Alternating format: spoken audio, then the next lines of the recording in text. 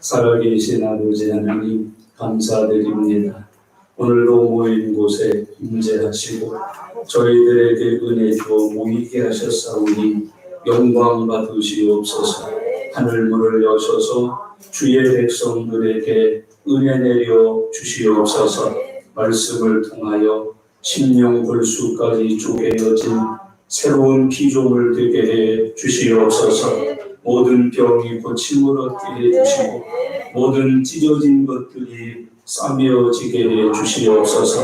낙심한 사람들이 소망을 갖게 해주시고 하나님의 은혜가 넘쳐서 세상을 넉넉히 이기는 그리스도인들이 되게 하여 주시옵소서.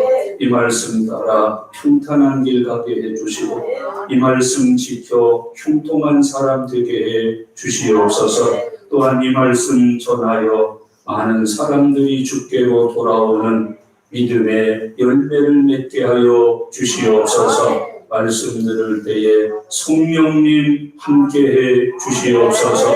감사드립니다. 예수님의 이름으로 기도드리옵나이다. 아멘. 그리스도인은 예수님을 구주로 믿어서 구원의 은혜를 받은 사람들을 가리키는 말입니다. 그리스도인은 예수님 믿음으로 영생을 얻습니다. 그리고 하나님의 자녀가 되는 권세를 가지게 되었습니다. 이 세상을 떠나 천국에 가서 영원을 살게 될 생명의 보장도 받게 되었습니다.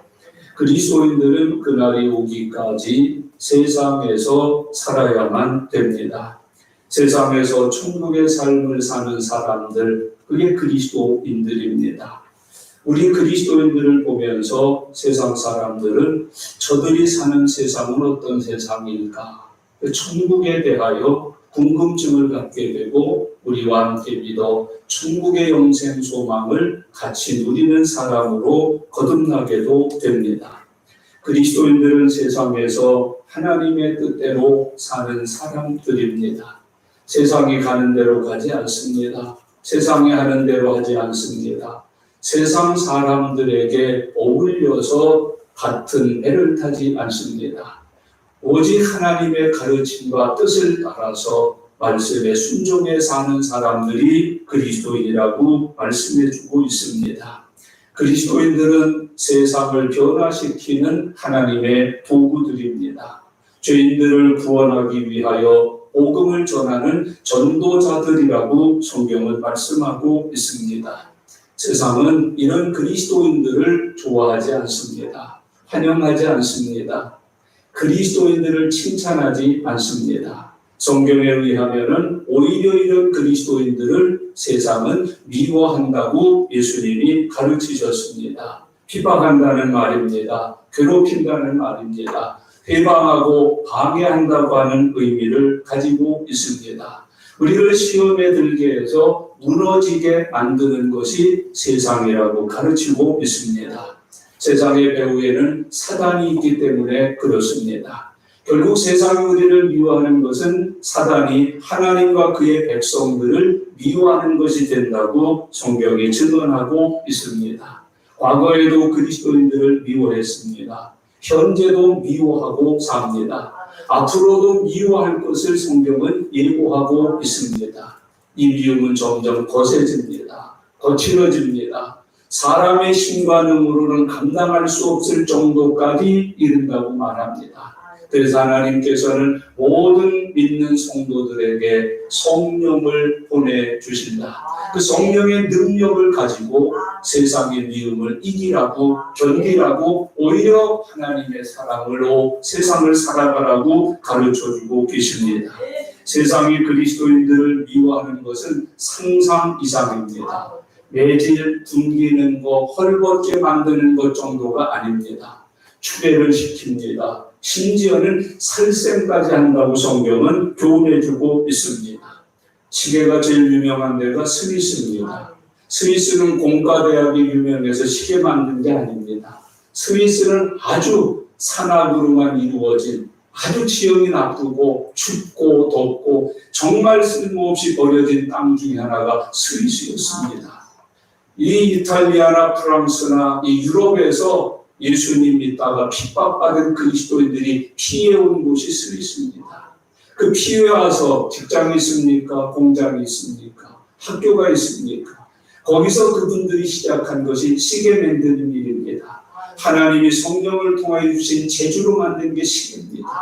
그 사람들은 다른 것도 많은데 시계를 만든 이유가 있습니다.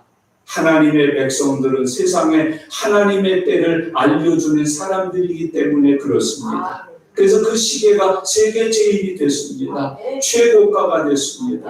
여러분 요즘 시계 하나의 값이 아파트 한 채 값이 있다는 거 아시나요? 굉장히 비쌉니다. 좋습니다. 하나님이 핍박받아 믿음 지키기 위하여 모여 사는 그리스도인들에게 복을 주셔서 가능한 일이었음을 증언해 주고 있습니다.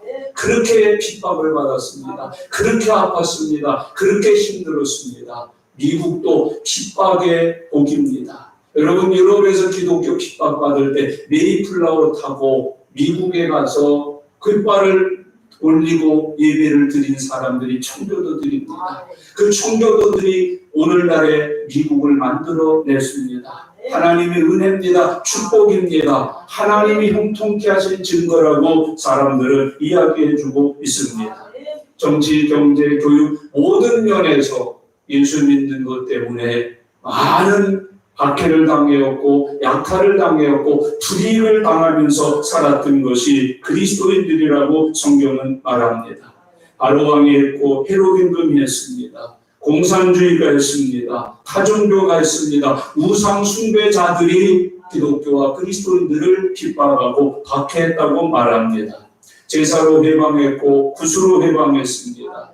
우상을 세워 숭배함으로 우리들의 믿음을 조롱했습니다. 이것이 그리스도인들이 세상을 살면서 당하는 미움이요 환난이요 시험이라고 성경은 가르쳐주고 있습니다. 성경은 오늘 본문 말씀 가운데 이렇게 세상에서 미움당하는 성도들을 위하여 성령님을 보내주신다 약속을 하고 계십니다. 7절 말씀을 다 같이 읽겠습니다. 그러나 내가 너희에게 실상을 말하노니 내가 떠나가는 것이 너희에게 유익이라. 내가 떠나가지 아니하면 보혜사가 너희에게로 오시지 아니할 것이요 가면 내가 그를 너희에게로 보내리니. 그러셨어요. 예수님께서 십자가에 달려 죽으시고 장사 지내고 부활하시고 40일 사시다가 하나님의 보좌 우편으로 승천하시는 이유, 우리에게 뭘 보내시기 위해서? 성령님을 보내주시기 위해서라고 약속하고 계십니다. 여러분, 성령님은 우리에게 오셔서 우리와 함께 하시는 하나님이 되십니다. 하나님은 성령님이 되어서 우리와 함께 해주십니다. 그래서 우리를 하나님의 동력자로 삼아 일하게 해주시고 하나님이 우리와 함께 일하시는 증거를 나타내신다고 말씀하고 있습니다. 성령님은 이 땅에 오셔서 하신 일이 참 많습니다. 창조도 하셨습니다. 구원도 하셨습니다. 기적도 일으키셨습니다. 표적도 나타내셨습니다. 하나님의 말씀을 믿는 사람들에게 성취될 수 있도록 은혜도 베풀어 주셨습니다. 그 중에서 성령님이 하시는 아주 중요한 일이 하나 있습니다. 그 중요한 일이 뭐냐? 진리이신 하나님의 말씀을 믿는 사람 한 사람 한 사람 개인에게 적용하여 그것을 살아있는 말씀으로 경험되게 하는 역사, 그걸 성령님이 하시는 거예요. 성령님이 오시면 이 말씀이 내게 경험되어지는, 체험되어지는 살아있는 말씀이 됩니다. 말씀이 하나님이 되고 말씀이 기적이 되고 말씀이 능력이 됩니다. 그래서 성령님을 보내신다고 성경은 약속을 하고 있습니다.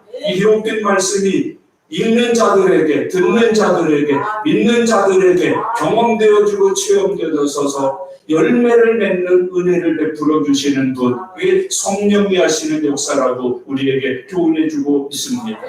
예수님의 십자가 사건은 2000년이 넘은 그 역사의 시간의 흐름 속에 있었던 사건입니다. 그런데 성령이 오시면 그 십자가 사건이 오늘 내 사건으로 경험이 되어집니다. 예수님이 나를 죽으셨다는 게 경험되어집니다. 예수님의 십자가로 내 죄가 용서받았다는 게 경험되어집니다. 이게 성령님이 하시는 일입니다. 천국 온 사람이 없습니다. 갔다가 온 사람도 없습니다. 심지어 성경에는 천국까지 못하고 지옥 간 어리석은 부자가 아브라함에게 간청을 해요. 사람 하나 좀 보내서 제 세상에 있는 우리 가족들 좀 천국 오게 만들어 달라고. 근데 허락이 안 돼요. 그것이 그렇게 허락되지 않는 그곳인데 여러분, 오고 가는 것이 없어요. 그런데 갔다 왔다는 사람들이 있고 책을 쓰는 사람들이 참 많잖아요. 저거 잠시 갔다 왔어요. 거짓말 못해서 이야기하면 한 3년을 풀어먹을 수 있겠습니다. 얼마나 신비로워요. 남들 못 가본 주님의 나라를 내가 갔는데, 하나님을 내가 봤는데, 그 영광 앞에서 제가 무릎을 꿇었는데, 그 음성을 들었는데 얼마나 귀중해요. 주님이 나오셔서 아픈 곳을 만져주셨는데, 그 만지심을 통해서 나았는데, 일으킴을 받았는데, 어마어마한 약속들을 내게 들려주셨는데, 이거를 풀어서 보태면 수년간 해먹을 수 있겠더라고. 그래서 그때 나오면서 하나님 앞에서 하나님이 주신 은혜의 말씀이 있어요. 이거 가지고 뻥치지 말고 살라고. 그래서 전혀 가서 뭐 이런 일이 있었다 저런 일이 있었다 어디 가서도 누구한테서도 책 내면 한 1, 2, 3, 4, 5, 한 10편, 10권은 쓸 수 있겠더라고요. 여러분 굉장히 귀중한 그 천국을 본 사람 없어요. 갔다 온 사람 없어요. 근데 우리는 믿어지잖아요. 이게 성령님이 하시는 일이에요. 전혀 누구도 인정도 안 해요. 세상에 천국 인정하나요? 지옥 인정하나요? 누가 천국과 지옥이 있다고 그것을 기록해서 남겨두나요? 그럼에도 불구하고 우리는 그 사실을 믿는다는 말이에요. 이게 성령님이 하시는 일이에요. 말씀을 한 사람 한 사람에게 적용해서 믿음으로 경험시켜 주시는 역사, 그걸 성령님이 하시는 거예요. 여러분 오늘 성령 받으면 오늘 성경에 기록되는 모든 말씀이 오늘 살아있는 나의 믿음의 경험이 될 줄로 믿으시기를 바랍니다. 이거 과거의 일 아니에요. 여러분 이건 미래의 일 아니에요. 아무도 못 가본 일이 아니라 오늘 내가 경험할 수 있는 살아있는 하나님의 말씀이 된다는 것이 그 성령님이 한다는 거예요. 성령이 우리에게 그런 일을 한다고 가르치고 있어요. 요한복음 4장 26절 우리가 이미 공부했어요. 성령이 오시면 모든 것을 가르쳐 주신다. 모든 것을 생각나게 해주신다. 성령이 오시면 천국을 가르쳐 줘요. 천국을 믿게 해줘요. 아니 오늘 여기서 천국을 경험하면서 살 수 있는 은혜를 베풀어 주신다고 가르치고 있습니다. 성령님을 모시면 과거가 오늘이 돼요. 미래가 오늘이 돼요. 오늘이 천국이 되는 거예요. 그게 성령 모시고 사는 믿음의 사람들의 삶이라고 성경이 가르쳐주고 있습니다. 오늘 여러분 예수 믿고 교회 다니면서 사는 생활이 천국이십니까? 근데 성령이 오시면 과거와 미래가 오늘이 되어서 나는 지금 천국에서 사는 하나님의 자녀가 되어 살 수 있다는 것이 그걸 가르치는 게 이게 성령님이 하시는 일이라고 교훈해주고 있습니다. 무신론자들을 말합니다. 무신론자들을 두 종류로 말해요. 하나는 이론적 무신론자 그렇게 표현을 해요. 공산주의자들이죠. 진화론자들이죠. 진화론에 속해 있는 과학자, 진화론에 속해 있는 고고학자, 진화론에 속해 있는 모든 사람들을 가리켜서 우리는 이 이론적인 무신론자들이라고 표현해요. 그 사람들은 하나님이 안 계신다는 걸 증명하기 위해서 연구하잖아요. 그것을 찾아내기 위해서 수없이 노력하잖아요. 그걸 기록해서 책으로 쓰잖아요. 그걸 또 가르치고 전파하잖아요. 또 하나의 무신론자가 있는데 실제적 무신론자예요. 이 사람들은 하나님이 살아계신다고 믿어요. 예수님이 나의 구주라고 고백을 한다고요. 하나님의 말씀은 살아있는 하나님의 음성이라고 고백까지 해요. 근데 실질적으로 사는 걸 보면 자기가 믿은 바를 전혀 순종하여 살지 않아요. 말씀을 지키지 않아요. 말씀대로 살지 않아요. 말씀을 위해서 살지 않는 실제적 무신론자들이 많아요. 오늘 우리 그리스도인들이 그런 사람들일 가능성이 굉장히 높다는 거죠. 근데 성령님이 오시면 그 모든 것이 온전하게 드러나고 믿어지고 깨달아지고 전파할 수 있는 능력을 갖게 된다고 교훈하고 계시는 거예요. 여러분 성령님은 믿는 사람들을 준비시켜요. 믿는 사람들을 대비시켜요. 이것이 믿음이에요. 믿음에서 실족하지 않도록 성령님이 우리와 함께 하시면서 우리를 도와주시고 우리를 각성시키고 우리에게 은혜를 부어주신다고 가르쳐주고 있습니다. 살다가 실족하면 우리 믿음은 헛것이 돼요. 그러므로 오래되이 지은 집과 같이 믿음 생활하시면 안 돼요. 그 무너지면 아무 짝에도 쓸모없는 거예요. 반석 위에 지은 집처럼 결코 무너지지 않는 믿음의 사람들 되어서 살아가실 수 있기를 바랍니다. 예배에 실족하시지 않기를 바랍니다. 기도 생활에 실족하시지 않기를 바랍니다. 사명과 소명에 실족하지 않고 지켜내는 종들이 되실 수 있기를 바랍니다.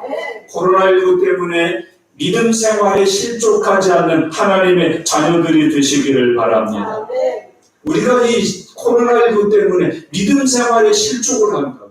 이거 실족하면 안 돼요. 여러분, 어떤 교회들은 이 상황과 맞서서 하나님의 은혜를 구하고 이 예배를 금하는 이런 정치권에 맞서서 방호복을 1000벌을 샀대, 그들에게. 그래서 방호복을 입고 예배를 드린대요. 1000명이.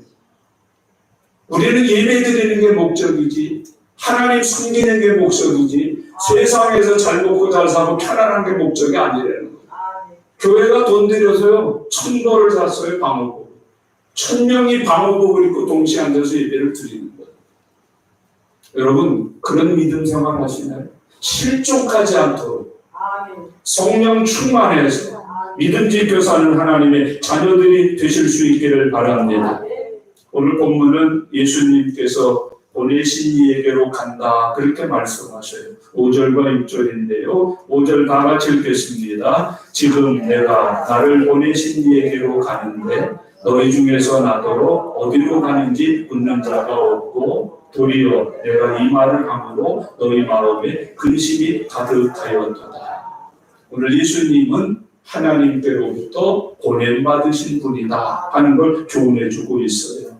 예수님은 하나님께서 나의 구주로 세상에 보내주신 나의 메시아입니다. 예수님은 나를 치유하라고 보내신 하나님의 사랑이십니다. 예수님은 나를 제자 삼고 주의 종 삼으라고 보내주신 나의 구주라고 성경은 가르쳐주고 있습니다. 예수님은 나를 택해서 복주시라고 하나님이 보내주신 나의 영원한 나의 주인이라고 성경은 교훈해주고 있습니다. 예수님은 보내신 하나님의 뜻을 이루면서 이 세상에 사셨어요. 그래서 예수님이 하신 말씀 중에 아주 귀한 것, 나는 성경을 폐하러 온 것이 아니다. 나는 성경을 완성하러 왔다. 여기서 우리가 어떻게 믿어야 되는지를 깊이 묵상하고 이 믿음대로 사시길 바랍니다. 우리도 이제 보냄받은 사람들이죠. 그리스도인들은 다 보냄받은 사람들. 보냄받았기 때문에 우리는 뭘 이루면서 살아야 돼요? 그리스도 예수의 말씀을 이루면서 살아야 돼요. 가정에서 보내신 이의 뜻을 이루십시오. 직장에서 보내신 이의 뜻을 이루십시오. 여러분, 삶 속에서 나를 보내신 이의 뜻을 이루어 사는 하나님의 종들이 되어서 지내실 수 있기를 바랍니다. 바울도 평생을 보내신 하나님의 뜻을 이루는데 생을 바쳤잖아요. 베드로도 그랬잖아요. 요한도 그랬잖아요. 우리들도 그렇게 살아야 될 것을 예수님을 통해서 교훈해주고 있습니다. 여러분의 가정에 보내신 받은 자로 살고 계신가요? 직장 생활을 할 때 하나님이 나를 보내셨다. 보냄받은 사람으로 직장 생활을 하면서 지내고 계시나요? 이걸 오늘 성경은 우리에게 교훈해요. 나는 나를 보내신 이에게로 간다. 그렇게 말씀하고 계셔요. 예수님은 하나님께로부터 세상을 구원하라고, 나를 구원하라고, 나를 치료하라고, 나를 복주시라고 보냄받으신 분이라고 교훈하고 있습니다. 그래서 예수 믿으면 보내신 뜻대로 구원받아요. 예수 믿으면 고침받아요. 예수 믿으면 복을 받고 산다고 성경이 교훈하고 있습니다. 그런데 내가 어디로 가는지 너희는 도무지 묻지를 않는다. 제자들에게 책망 비슷한 말씀을 예수님이 하셔요. 여러분, 이 말씀 무슨 뜻이에요? 내가 어디로 가느냐 묻는 이가 없다. 주의 일에 무관심하다는 뜻이에요. 하나님의 일에 관심이 없다는 뜻이에요. 제자들은 오직 오른쪽에 앉느냐 왼쪽에 앉느냐 이것만 관심이 있었지 주님의 어디로 가시는지 무엇을 하시는지 왜 하시는지에 대하여 관심이 없다. 오늘 저와 여러분들이 들어야 되는 음성 아닌지 모르겠어요. 여러분, 어디로 가느냐고 묻는 이가 없다. 오늘부터 꼭 기억하세요. 작은 것도 물으면서 합시다. 큰 것도 물으면서 하면은 해결이 됩니다. 우리는 예수님을 믿는데도 전혀 묻지를 않아요. 어디로 갈까요? 내 진로를 묻지 않아요. 이 문제 어떻게 할까요? 문제에 대해서 묻지를 않아요. 이 일 어떻게 해결할까요? 일에 대해서 묻지를 않아요. 여러분, 주께 묻는 믿음의 사람들 되시기를 바랍니다. 주님 어떻게 할까요? 주님의 뜻을 제게 알려주셔요. 여러분, 이게 예수님이셨잖아요. 십자가 지기 전에 겟세마네 동산에 가서 물으셨잖아요. 우리는 묻지 않고 무조건 화부터 내는 거예요. 묻지 않고 자기 고집부터 내피우는 거예요. 묻지 않고 자기 뜻대로 막 사는 거예요. 교회 다니면서도 주의 뜻 안 묻잖아요. 여러분, 교회 왜 나와야 돼요? 주의 뜻 알려고 나와야 돼요. 주의 뜻 물으려고 나와야 돼요. 하나님, 어제 우리 가정에서 부부싸움한 거 아시죠? 어떻게 해야 돼요? 이걸 좀 물으러 나와야 되는데. 하나님, 저 귀신 마귀 새끼를 언제 데려가실 거예요? 물으러 나와야 된다니까. 어떻게 걱정하러 나오는 게 아니에요. 근심하러 나오는 게 아니에요. 마구잡이로 흉통하게 해달라고 나오는 게 주여 뜻이 무엇인가요? 그런 자가 믿음은 주의 뜻을 살피는 거예요. 주의 뜻을 깨닫는 거예요. 주의 뜻을 깨달아 순종하여 사는 거예요. 그래서 그리스도인들은 항상 기도해야 돼요. 쉬지 말고 기도해야 돼요. 기도는 주의 뜻을 묻는 거니까. 늘 묵상하면서 잠시라도 사업을 이렇게 맺을 때에도 어떡하라? 잠시 묵도하고 주여 이렇게 묵도하고. 여러분, 오늘 우리가 어디로 가느냐고 묻는 이가 없다. 주님이 무관심한 거예요. 여러분, 교회에 물어보셨어요? 요즘 어떠세요, 교회? 비 오는 날 전화 오는 사람 하나도 없어. 목사님, 교회 괜찮아요. 비가 이렇게 오는데. 묻는 이가 없어요. 어느 누가 교회 일 물어요, 주의 일 물어요, 목사 일 물어요. 요즘 괜찮으세요? 날도 더운데 건강한 우리도 살기 이렇게 힘든데. 천국 갔다 오신 목사님 어떠세요? 없어. 묻는 이가 없다니까. 건강하시냐고, 괜찮으시냐고. 묻는 이가 없다는 거예요. 하나님의 뜻을 묻는 이가 없다고 주님이 제자들에게 교훈하는 거예요. 믿음 생활은 뭐예요? 주의 뜻 물어서 깨닫고 순종하여 사는 거예요. 그런 은혜 누려서 살아가실 수 있기를 바랍니다. 주님은 오늘 본문을 통해서 제자들을 떠나는 게 제자들에게 유익하다라고 말씀하셔요. 7절 말씀을 다 같이 읽겠습니다. 그러나 내가 너희에게 실상을 말하노니 내가 떠나는 것이 너희에게 유익이라. 내가 떠나가지 아니하면 보혜사가 너희에게로 오시지 아니할 것이요 가면 내가 그를 너희에게로 보내리니. 그랬어요. 예수님은 우리를 유익하게 하시는 거예요. 예수님이 십자가에 달려 죽으셔야 우리에게 죄사함의 유익이 와요. 구원의 유익이 와요. 의롭게 되는 유익이 와요. 천국 가는 유익이 와요. 그걸 가리켜서 속죄, 속량의 은혜를 받게 된다. 그렇게 말하잖아요. 예수님께서 승천하셔야 뭘 받는 유익이 와요? 성령 받는 유익이 온다는 거예요. 그래서 꼭 가셔야 된다는 거예요. 반드시 가셔야만 우리에게 뭘 받을 수 있게 된다. 성령님을 받게 해 주십니다. 여러분, 이제 성령님이 오시면 제한된 시간, 예수님 몇 년 사셨어요? 33년. 어디에서 주로 역사하셨어요? 유대 땅에서. 그런데 성령님이 오시면 영원토록. 장소 제한 없이. 여러분, 동일한 시간에 어디에서든지 하나님의 은혜를 볼 수 있고 어디에서든지 예배를 드릴 수 있고 기도할 수 있고 응답받을 수 있게 하십니다. 성령님 오시면 그렇게 우리에게 유익하게 하신다는 거예요. 여러분, 성령 받으세요. 성령 받으면 참 범사에 유익한 일이 많습니다. 예수님은 우리를 유익하게 하시는 분으로 믿으시기를 바랍니다. 그리고 우리는 꼭 잊지 말아야 돼요. 유익한 종이 되기를 힘쓰셔야 돼요. 성경에 보면 예수님 앞에 무익한 종이 있다고 그랬어요? 없다고 그랬어요? 있다고 그랬어요. 나는 무익한 종이냐 유익한 종이냐. 살펴서 유익한 종으로 살아가실 수 있기를 바랍니다. 우리는 죽으면 천국 간다는 이것에 대한 확신만 가져도 죽음이 내게 가져다주는 유익 때문에 감사하게 돼요. 기뻐하게 돼요. 두려워하지 않게 돼요. 오히려 사모하게 돼요. 그 유익 때문에.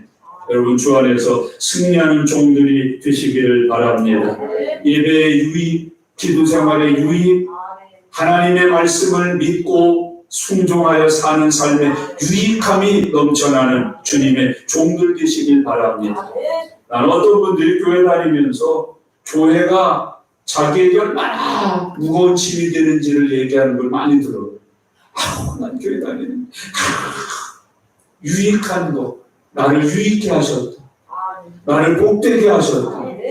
나에게 기쁨이 되게 해주셨다. 행복이 되게 해주셨다. 여러분 예수 믿으면 유익해요. 기도하면 유익해요. 예배하면 유익해요. 주의 이름을 부르기만 해도 유익해요. 하나님 앞에 그런 은혜가 넘쳐날 수 있기를 바랍니다. 오늘 본문의 핵심 내용이죠. 성령님이 오셔서 하시는 일, 심판하신다. 오늘 본문 말씀 8절부터 11절인데 8절 다 같이 읽겠습니다. 그가 와서 죄에 대하여 의에 대하여 심판에 대하여 세상을 책망하시리라 그랬어요. 세상을 어떻게 한대요? 책망합니다. 여기 세상은 뭐예요? 마귀를 가리켜요. 사단을 가리켜요. 악령을 가리켜요. 그 세상을 예수님이 뭐 하신다는 거예요? 책망하신다 그렇게 말씀합니다. 성령이 오셔서 하시는 일은 세상을 책망하는 일이다. 모든 사람 속에 들어가 있는 귀신을 책망하는 거예요. 마귀를 책망하는 거예요. 그래서 예수님이 오시면은 그 예수님을 통하여 귀신 들린 사람들에게 있던 귀신이 어떻게 했어요? 책망을 받아서 쫓겨났어요. 여기 책망은 쫓아낸다는 말이에요. 책망이라는 건 추출해낸다는 말이에요. 여러분 이 마귀를 예수님께서 몰아내시는 거예요. 그래서 교회에 오면은 예수님의 이름으로 우리 안에 있던 마귀들이 어떻게 해요? 책망을 받아요. 쫓겨나가는 거예요. 귀먹게 한 귀신이 쫓겨가는 거예요. 눈멀게 한 귀신이 쫓겨가는 거예요. 여러분 가슴 속에 온갖 정력 세상까지 다 있는 그 귀신들이 쫓겨가는 거예요. 그걸 쫓아내러 성령님이 오신다는 거예요. 그래서 성령 받으면 특징이 있어요. 내 안에 살고 있던 귀신들이, 마귀들이, 사탄들이 그냥 다 도망가요. 다 떠나요. 일곱 문으로 도망간대요. 여러분 일곱 문을 큰 주님이 내쫓아버리신대요. 언제나 늘 감정적으로 우울하게 했던 귀신 그걸 쫓겨나요. 그래서 행복이 오는 거예요. 여러분 부정적인 거 쫓겨가는 거예요. 긍정적이 되는 거예요. 여러분 모든 사람을 비판하고 원망하고 불평하는 거 다 쫓겨나가는 거예요. 감사하게 되는 거예요. 기뻐하게 되는 거예요. 칭찬하게 되는 거예요. 안 믿던 거 다 쫓겨가는 거예요. 믿게 되는 거예요. 성령이 오시면 세상에 대하여 책망하십니다. 우리 안에 들어와서 왕노릇하고 있고 우리를 잡아서 종 삼고 살고 있는 그 마귀를, 그 귀신을, 그 사탄을 예수님께서 내어 쫓으신다는 거예요. 예수님 귀신 쫓는 일을 많이 하셨어요. 예배 중에 쫓겨가기를 바랍니다. 예배 중에 말씀과 예수님의 이름으로 우리를 다스리고 있는 귀신이, 사단이, 마귀가 쫓겨가기를 바랍니다. 예수님은 심지어 저들을 모아서 무적에게 던져버리신다. 오늘 우리 안에 있는 무적행으로 다 던져버려요. 저 설교로 올라오기 전에 엎드려 기도하잖아요. 엎드려 기도할 때 마지막 설교 올라오기 전에 하는 기도가 그거예요. 주의 시, 주의 이름으로 하나님의 살아있는 말씀의 능력으로 우리 안에 있는 사단이, 귀신이, 마귀가 무적행으로 떨어지게 해주시옵소서. 우리에게서 떠나가게 해주시옵소서. 성령으로 충만하게 해주시옵소서. 그걸 책망하신다. 여러분 이 책망은 꾸짖어서 내쫓는다는 거예요. 귀신아 떠나가라는 거예요. 마귀야 물러가라는 거예요. 여러분 집에 가서 집안에 있는 제가 늘 강조하지만 남편과 싸우지 말아요. 그 남편을 다스리고 있는 귀신을 예수님의 이름으로 어떻게 해요? 쫓아내야 돼요. 쫓아내. 자식들에게 있는 귀신을 쫓아내야 돼요. 그게 예수님이 하시는 일이라고 우리에게 가르쳐주고 있는 거예요. 책망한다는 말의 두 번째 의미는 깨닫게 하신다. 베드로 사도에게 성령님이었어요. 하나님의 말씀을 증거했잖아요. 그 회중들이 다 듣고 마음의 찔림을 받아 우리가 어찌할까 하면서 회개하고 돌아온 사람이 3천. 성령은 그렇게 역사하십니다. 예배 드릴 때마다 성령이 함께하면은요, 내게 주시는 말씀이 나를 깨우쳐줘요. 내가 또 죄를 지었고, 내가 허물을 가졌구나, 내가 불순종했구나, 내가 믿음 없이 살았구나. 그러면서 회개하는 거예요. 하나님 앞에서 새 사람이 되는 거예요. 거듭난 사람으로 된다고 주님은 교훈하고 있습니다. 마음에 찔림을 주시고 자꾸 회개하게 만들고 새로운 피조물을 만드셔서 하나님의 영광의 형상을 가지고 살도록 인도해 주신다고 가르치고 계시는 거예요. 이 책망이라는 말의 또 하나의 의미는 바로잡아준다 하는 뜻이에요. 갈등하잖아요. 방황하잖아요. 불안하잖아요. 염려하잖아요. 그런 우리에게 성령님이 오셔서 말씀을 통하여 흔들리지 않도록 바로 세우시는 거예요. 뿌리 깊게 세우시는 거예요. 여러분, 우리가 바로 설 수 있도록, 우리가 바르게 판단할 수 있도록, 우리가 바르게 믿을 수 있도록 성령님이 역사해 주신다고 교훈하고 계셔요. 세상을 책망하시는 성령. 한 걸음 더 나가서 9절 말씀은 뭐에 대해서 심판하신다고 그래요? 9절 같이 읽겠습니다. 죄에 대하여라 함은 그들이 나를 믿지 아니하니요. 성령님이 오시면 죄에 대하여 심판을 하시는 거예요. 죄에 대해서 심판한다고 그러니까 죄 지은 사람들 다 죽인다는 말이 아니라 그를 붙들고 있는 죄를 심판하여 떠나게 만드는 거예요. 죄가 더 이상 그 사람을 장악하지 못하도록, 괴롭히지 못하도록, 그에게 왕노릇하지 못하도록 성령님께서 그 죄를 심판에 버리신다는 거예요. 심판에 쫓으신다는 거예요. 심판하여 씻어주신다는 거예요. 가늠한 여인이 잡혀왔어요. 가늠하다가 현장에서 직접 목도해서 잡아온 거니까 이건 뭐 변명의 여지가 없어요. 율법에 의하면 돌로 쳐 죽이려 했습니다. 그대로 해야 돼요. 그때 예수님이 하시는 말씀이 이거예요. 너희 중에 죄 없는 자가 있느냐. 이게 성령의 역사. 그랬더니 돌 들었던 돌들을 다 내놓고 하나둘 다 사라집니다. 그때 그 여인에게도 예수님 하시는 말씀이 너를 돌로 치는 자가 있느냐? 없사옵니다. 나도 너를 정죄하지 아니하노. 가서 다시는 죄를 범치 말거라. 우리를 죄에서 자유케 해주시는 거예요. 죄를 이기게 해주시는 거예요. 죄 문제를 해결해 주신다고 성경은 가르쳐주고 있습니다. 죄 중에 가장 무서운 죄는 뭐예요? 믿지 않는 불신앙의 죄. 여러분, 성령님이 오시면 우리 믿음에 대해서 따지셔요. 성경에 보면 믿음의 분량이 있어요. 큰 믿음, 작은 믿음, 참 믿음, 거짓 믿음. 여러분, 성령을 받으면 거짓 믿음이 참 믿음 돼요. 작은 믿음이 큰 믿음 돼요. 죽은 믿음이 산 믿음 돼요. 성령이 오시면 믿음에 대해 심판해내서 죽은 믿음을 살리시는 거예요. 작은 믿음을 키우시는 거예요. 가짜 믿음은 참 믿음으로 변화시켜서 우리에게 믿음의 복을 주신다고 성경이 가르쳐주고 있습니다. 성령이 임하시면 제일 많이 나타나는 현상인 거예요. 회개. 회개 역사가 일어나요. 죄를 다 사하시니까, 죄를 다 심판하시니까, 죄를 다 씻어내시니까, 죄를 다 태워버리시니까. 아주 회개가 얼마나 많은지, 회개 역사가 얼마나 크게 구원이 일어나고 성화가 일어나고 삶이 경건해지고, 그러니까 축복 어머니 활짝 열리기 시작하고 매인 것들이 풀리기 시작하고 창고가 풀어지고 옥문이 열리고 하나님의 역사가 눈에 보이도록 일어나게 된다고 가르쳐주고 계시는 거예요. 여러분, 모든 사람은 죄인이에요. 죄의 삭은 사망이요, 심판이요, 지옥의 형벌이에요. 성령이 오셔서 우리를 거기에서 건져 주신다, 구원해 주신다. 형제자매 여러분, 믿음에 대하여 주님이 굉장히 크게 따지셔요. 제자들이 책망받은 것 중에 어떤 책망을 많이 받았어요? 믿음이 적은 자들아. 왜 이런 기도도 응답이 안 되나요? 왜 이런 역사가 안 나타나나요? 이유를 뭐라고 그러셨어요? 믿음이 적은 영혼이라. 오늘 이 시간 예배를 통해서 성령이 오셔서 우리의 믿음이 작은 것임을, 내가 믿음에 문제가 있음을, 내 믿음을 심판하시는 은혜가 함께 하시기를 바랍니다. 계속 그 믿음 갖고 사시면 안 돼요. 그런 믿음으로 살면 안 돼요. 그 믿음이 심판을 받아야 돼요.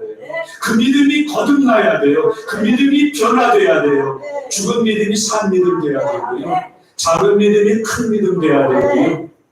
가짜 믿음이 진짜 믿음 돼야 돼요. 여러분, 능력 없는 믿음이 능력 있는 믿음 돼야 된다니까요. 오늘 우리의 믿음을 심판하시는 성령의 역사가 함께 하시기를 바랍니다. 어떻게 그 믿음을 그대로 가지고 있어요? 여러분, 믿음을 심판하신다. 믿음을 새롭게 해주신다. 주님이 다시 오시는 날에도 사람들에게서 뭘 찾으신다 그래요? 믿음 찾으신다. 내가 그날에 믿는 자를 보겠는가. 믿음으로 심판하시는 거예요. 믿음으로 심판을 받아야 되는 게 우리들의 마지막 날이라는 걸 잊으시면 안 돼요. 성령이 오시면 믿음이 새로워져요. 베드로의 믿음이 새로워졌어요. 야고보의 믿음이 새로워졌어요. 내 계신 분들의 믿음이 새로워졌어요. 믿음이 새로워지니까 날마다 모였어요. 기도했어요. 사도들의 가르침을 받았어요. 떡을 떼었어요. 자기의 소유를 다 팔아 사도들의 발 앞에 놓고 유무 상통했어요. 믿음이 새로워지니까 오늘 저와 여러분들의 믿음이 새로워져야 새 역사가 일어납니다. 새 은혜가 나타납니다. 여러분, 우리의 믿음을 마지막 날에 심판받으면 큰일 납니다. 양과 염소가 될 수 있어요. 알곡과 죽정이가 될 수 있어요. 가라지 될 수 있어요. 오늘 은혜 주실 때 믿음을 심판받는 하나님의 종들 되시기를 바랍니다. 내 믿음을 심판하십니다. 내 믿음을 하나님께서 분별하신다. 너 죽은 믿음이야. 넌 산 믿음이야. 넌 진짜 믿음이야. 넌 가짜 믿음이야. 너는 참 믿음이야. 너는 큰 믿음이야. 너는 불붙는 믿음이야. 넌 복받을 믿음이야. 여러분, 오늘 예배를 통해서 말씀을 통하여 내 믿음을 심판하시는, 그리고 그 믿음의 심판 앞에서 하나님 앞에 새 믿음을 갖는 주님의 종들 되시기를 바랍니다. 여러분, 하나님의 말씀을 읽을 때 들을 때 믿음이 되어야 돼요. 이 말씀 읽는 자에게 믿음이 되어야 돼요. 듣는 자에게 믿음이 되어야 돼요. 그리고 이 말씀을 믿음으로 사람의 열매를 맺어야 복 있는 사람이 됩니다. 믿음에 대하여 심판하십니다. 저 이거 설교 준비하면서 저를 많이 돌아봤다니까. 주님 앞에 서는 날, 내 믿음이 심판받을 테니까. 성경에도 그게 종말론적으로 기록이 되어 있는데, 나는 이렇게 저렇게 해서 난 너를 도무지 알지 못하고. 아니, 목사님, 예수님 저 목사라니까. 은과 함께 한 교회만 40년 넘게 존재했다니까. 개척도 제가 했고요. 날 너를 모른다. 어떡하면 좋아? 이거 어떡하면 좋아? 여러분, 오늘 예배 시간에 꼭 살피셔요. 꼭 확인하세요. 내 믿음을 성령 안에서 말씀을 통하여 스스로 심판하셔요. 내 믿음이 참 믿음인가? 진짜 믿음인가? 살아있는 믿음인가? 믿음을 심판하십니다. 믿음에 대하여 심판하십니다. 나아가서 성령님은 의에 대하여 심판하신다. 10절 말씀 다 같이 읽겠습니다. 의에 대하여라 하면 내가 아버지께로 가니 너희가 다시 나를 보지 못하니요. 그랬어요. 여러분, 의라고 하는 것은 예수님 믿어서 죄사함받은 상태를 의롭다 그러잖아요. 근데 유대 사람들은 예수님을 통한 의가 아니고 자기 의였어요. 율법적 의였어요. 공로적 의를 가지고 있었어요. 그래서 예수님을 안 믿은 거예요. 핍박한 거예요. 여러분, 혹시 우리가 이런 행위로 인한 의에 잡혀 있지는 않았는지 자기 의에 대하여 살피시기 바랍니다. 여러분, 예수님이 주신 은혜로 죄사함받아 의롭게 된 사람들이십니까? 우린 자기의가 아니라 친의입니다. 우리는 칭의의 의를 받은 사람들이지 내가 뭘 해서 의롭게 된 사람들이 아닙니다. 하나님은 그 의에 대하여 구별하신다는 거예요. 이 세상의 의인들이 얼마나 108번 뭐 하고 이렇게 하고 뭐 가을 묵건 여름 묵건 뭐 해서 묵건 수행을 하고 뭘 하고 살이 개수보다 여러분 의를 얘기하려고 그럽니까? 나는 아무에게도 악을 행한 적이 없고 법을 어긴 적이 없다고 자기 의로 공적으로 의롭다고 하신다고 그럽니까? 주님 앞에 서는 날 이것이 예수님을 믿음으로 예수님의 십자가 공로를 통해서 받은 칭의냐 아니냐를 따진다는 거예요. 여러분 예수 믿어 받은 의로움의 복이십니까? 성령으로 오셔서 내가 받고 있는 의가 내가 받고 있는 구원이 예수님을 통한 구원이고 예수님을 통한 의로움인지를 심판하신다는 거예요. 가르신다는 거예요. 두 사람이 함께 잠을 자다가도 나눠줘. 맷돌 갈다가도 나눠주는 거. 이게 예수님을 통하여 받은 의로움이냐? 예수님으로 받은 구원이냐?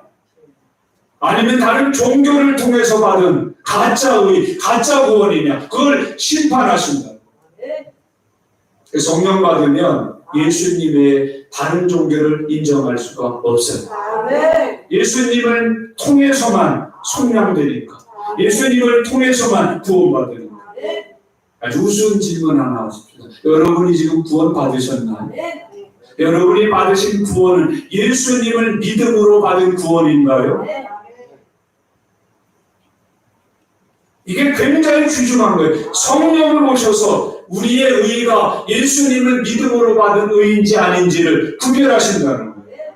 그걸 심판하신다는 거예요. 세상의 의는 가짜예요. 불교의 의는 가짜예요. 천주교의 의는 가짜예요. 마음에서의 의는 가짜예요.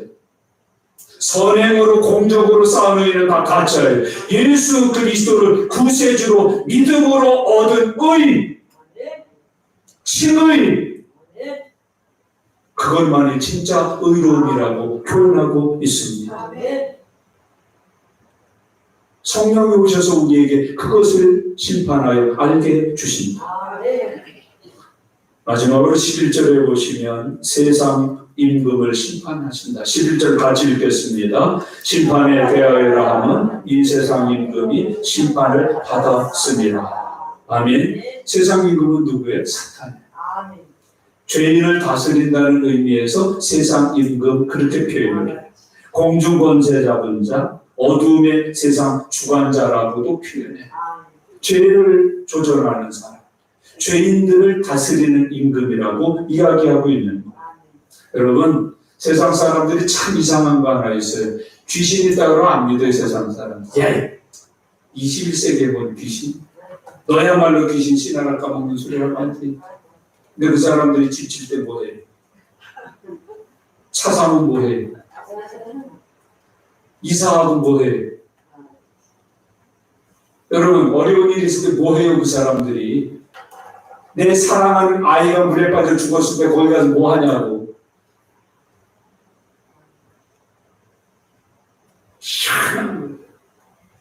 하나님이 그걸 심판하신다는 거예요. 세상 임금들을 심판하는 거예요. 여러분, 나는 더 이상 세상 임금이 손 못 대요. 왜? 하나님 뭐 하셨어요? 그 세상 임금은. 나를 다스리던 세상 임금을 심판해 버리셨어요. 여러분, 죽은 어머니가 가끔 눈에 보이고 꿈에 나타나듯이 죽어 있는 나를 다스리던 세상 임금이 마귀가 사탄이 가끔 왔다 갔다 할 뿐이지 그 이미 예수님이 심판해 버리셨어요. 나 손 못 댄다는 거 믿으시길 바랍니다. 더 이상 나를 해코지 못한다는 거 믿으시길 바랍니다. 그렇게 사는 그걸 심판해 버리셨어요. 오늘 말씀을 정리하십시다. 성령님을 보내주셔야 돼요. 그 성령님이 오셔서 하시는 일이 뭐예요? 세상을 책망하시다.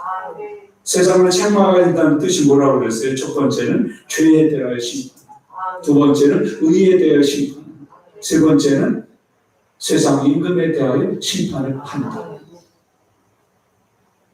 성령님은 우리와 함께 하시는 하나님이십니다. 성령님은 우리와 함께 하시는 하나님이십니다.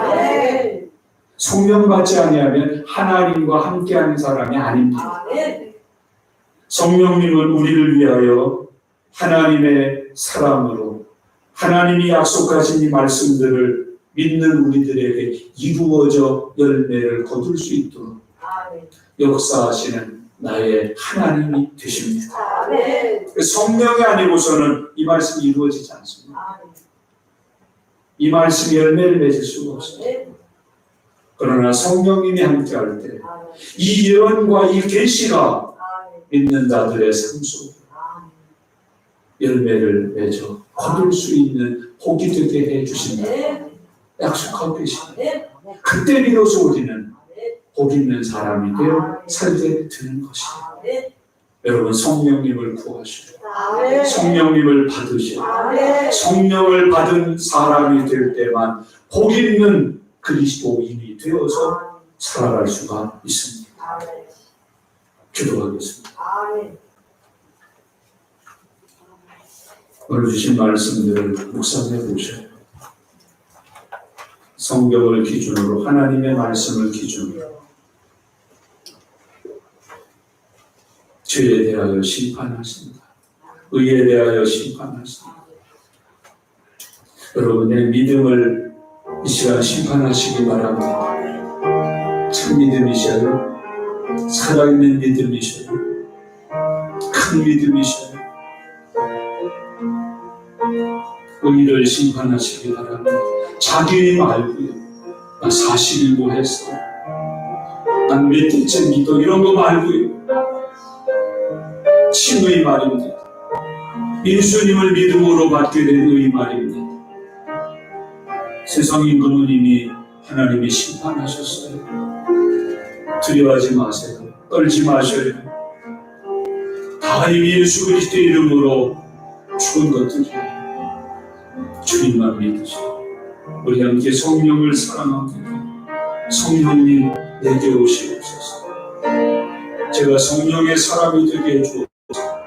이 시간 성령 받기 위해서 기도하는 시간입니다. 다 같이 기도드립니다. 살아계신 아버지 하나님, 은혜와 사랑 감사합니다. 하나님, 오늘 성령님 우리에게 보내주신다고 예수님 약속하셨습니다. 그 약속하신 성령님 계심을 믿습니다. 그 성령님 내게 오시기를 원합니다. 성령님 내게 오셔서 나의 주인이 되어주시고 나의 왕이 되어주시고 내 안에 계셔서 나로 하나님의 거룩한 나라 삼아 주시옵소서. 성령님 오셔서 책망하시옵소서. 심판하시옵소서. 내 믿음을 심판하시고 내 의를 심판하시고 하나님 세상의 힘을 심판하여서 하나님 앞에 바로 서는 종들이 되게 하여 주시옵소서. 주님 감사합니다. 주님 감사합니다. 아멘. 하나님 아버지 감사합니다. 예수님이 하나님의 보좌 우편으로 승천하시고 우리에게 유익이 있다고 하셨습니다. 성령을 보내신다고 하셨습니다. 받기를 원합니다. 충만하기를 원합니다. 성령님이 오셔서 죄에 대하여 심판하시고 의에 대하여 심판하시고 세상 임금에 대하여 심판하신다고 하셨습니다. 오늘 그 주님의 말씀 앞에 내 믿음이 심판되게 해 주시옵소서. 내 의가 심판되게 하옵소서. 모든 세상 임금이 심판받아 떠나게 하여 주시옵소서. 하나님의 거룩한 자녀 되어 살도록 성령의 사람 되어 살도록 인도하여 주시옵소서. 예수님의 이름으로 기도드리옵나이다. 아멘.